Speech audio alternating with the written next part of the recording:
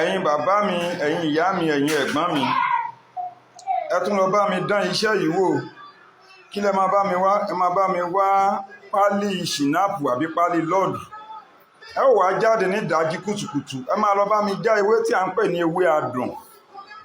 Ewé adùn yìí ẹ ó já sínú pálí yìí, ẹ kì í wọnú pálí. Ewé tí à ń pè ní ewé adùn ní ewé ewúro. Ewé adùn lẹ máa pè, ẹ ò ní sọ̀rọ̀ sẹ́nì kankan nígbà tẹ́ bá lọ já ewé yìí ní àárọ̀ kùtùkùtù. Ẹ máa kì í sínú pálí yìí. Ẹ ó wá fi orí òkété sí àárín ẹ̀ àtòdìdí atare kan. Ẹ tún wá mú ewé adùn mi, ẹ tún máa fi bò lórí nínú pálí yẹn, ó máa wà láàárín. Ẹ kì í mọ́, ẹ máa wá lọ jó ti pálí yẹn ẹ máa lọ jó pẹ̀lú pálí yẹn.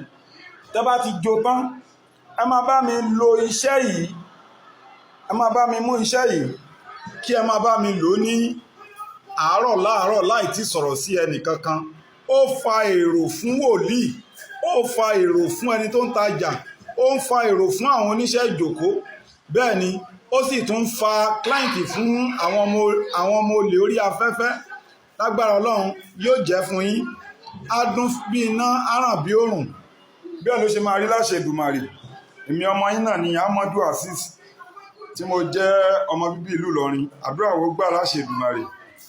Ẹ máa dán wò, gbogbo ẹ̀yin tẹ́ ẹ ti ń ṣiṣẹ́ mi, tọ́nà ti ń ṣí fún yín, tọ́nà ti ń là fún yín.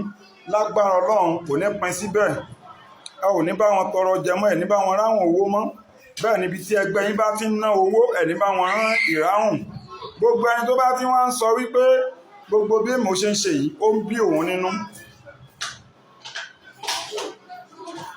yóò rí ṣe, òun náà ó rí jẹ, yóò rí mu, yóò rí ná, ọ̀nà yóò mọ̀ là, àmọ́ kò ní dá fún bàbá rẹ̀ lọ́rùn.